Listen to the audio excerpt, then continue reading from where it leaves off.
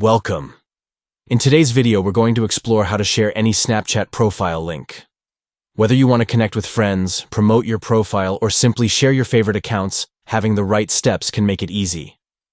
Let's get started. Step 1. Open Snapchat. Launch the Snapchat app on your phone. Make sure you're logged in so you can access all the features. Step 2. Go to Profile.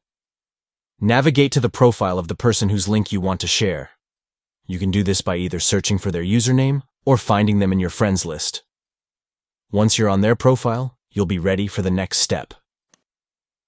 Step 3. Tap the share icon.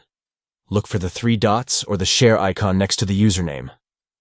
Tapping this will bring up options that allow you to share the profile link in various ways. You can send it via text, share it on other social media platforms, or even copy it to your clipboard for later use. Sharing a Snapchat profile link is a straightforward process, and once you get the hang of it, you can easily connect with others.